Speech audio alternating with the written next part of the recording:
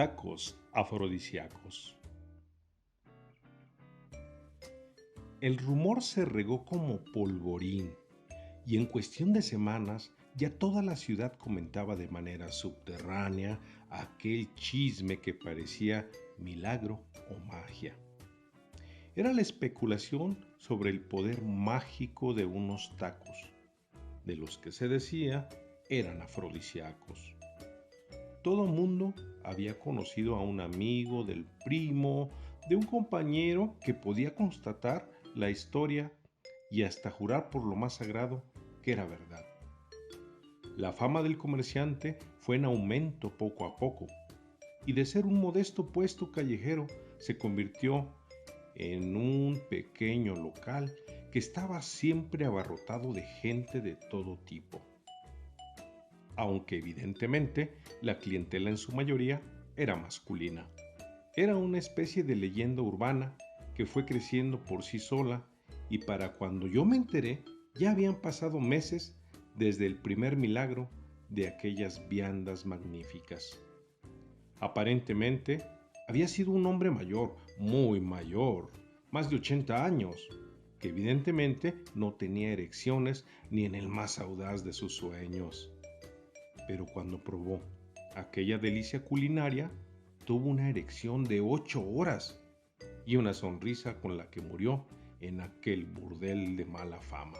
Del propietario del local y ejecutor de la receta secreta, se decía que provenía de un lugar por los altos de Jalisco, que procedía de una añeja familia de curanderos y hierberos poseedores de mágicos secretos de la naturaleza, pero que al hombre aquel no le había agradado continuar con la tradición familiar y decidió dedicarse al comercio de la panza, o sea, a los alimentos. Nadie sabía a ciencia cierta cómo había llegado a la ciudad y sobre el éxito que había obtenido se decían muchísimos chismes, algunos descabellados, absurdos, algunos hasta ingenuos, pero nadie podía negar el poder de aquel comestible que lo había lanzado a la fama y a la fortuna. Incluso no faltaba algún envidioso que insinuara con mala fe que los tacos en realidad eran un pretexto, que lo que realmente sucedía en la taquería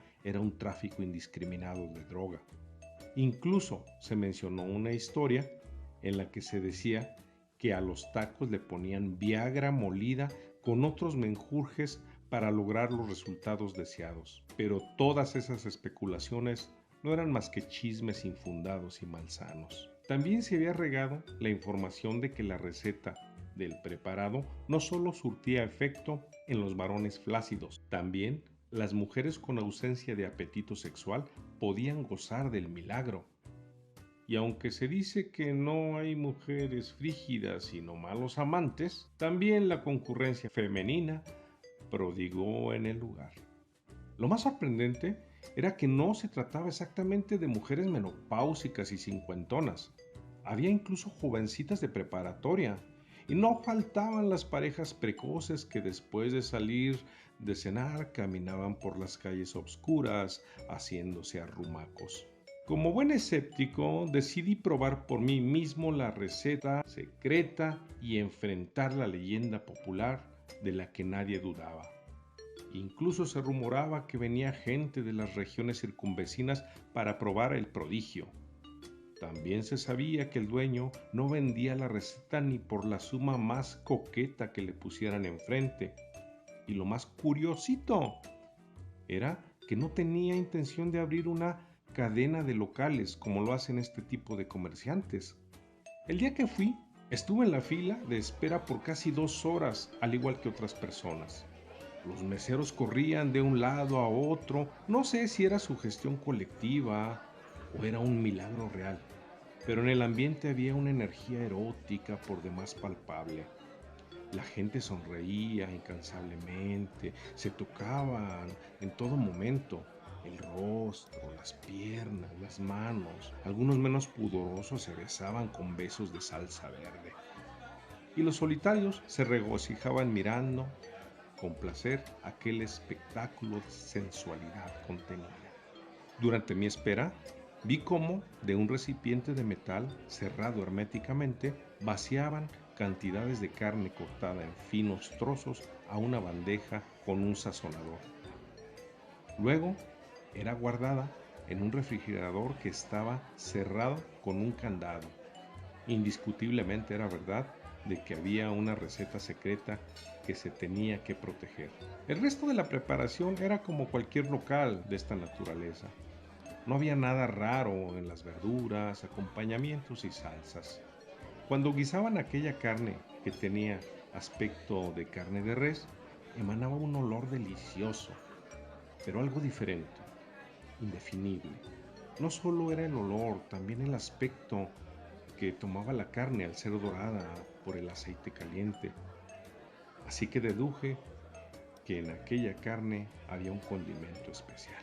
No puedo negar que el sabor de los tacos era realmente soberbio, único. Me atrevería a decir que ya por sí mismos poseían un sabor difícil de igualar. Había pedido 8 y apenas comenzaba a deglutir el quinto cuando sorpresivamente comencé a sentirme excitado. No podía explicar de qué manera, pero estaba a punto de tener una erección, cosa que me apenaba profundamente. Y por más esfuerzos que hacía para no dejarme atrapar por la sensación libidinosa, para cuando hube terminado, estaba realmente caliente. Pagué mi cuenta, que por cierto, el precio de cada vianda era casi el doble que tenían en cualquier otro establecimiento. Aquella noche fue maravillosa, pues al abandonar el local me dirigí a buscar a una buena amiga que conocía de mucho tiempo. Le confesé lo de los tacos y le pedí que hiciéramos el amor de inmediato. Accedió, más por curiosidad que por regalarle una acogida a un necesitado.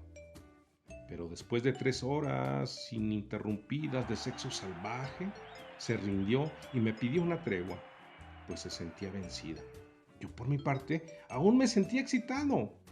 Me despedí y en medio de la noche la dejé tendida en la cama.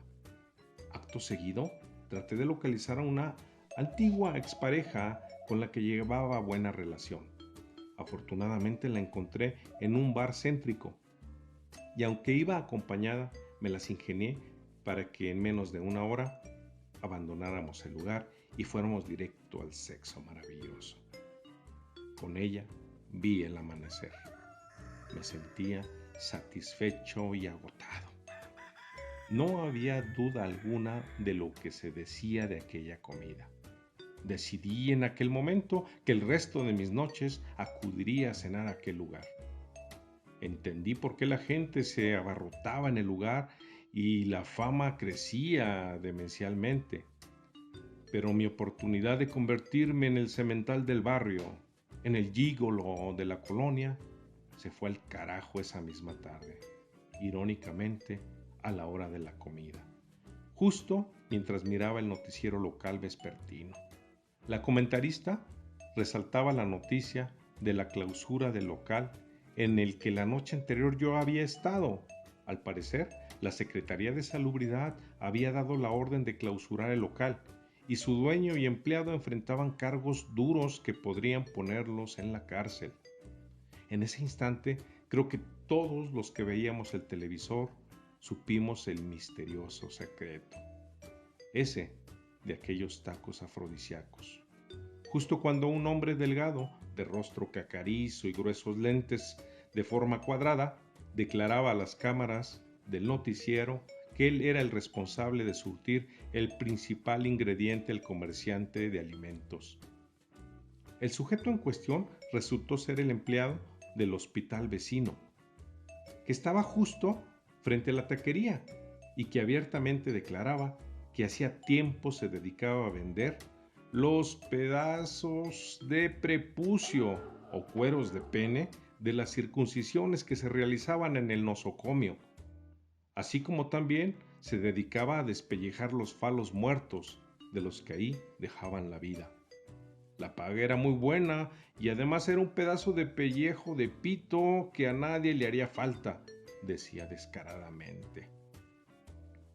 Dejé el plátano que tenía en la mano y sentí que se me revolvió el estómago al pensar que era eso lo que había comido: pellejos de pito humano mezclados con carne de res.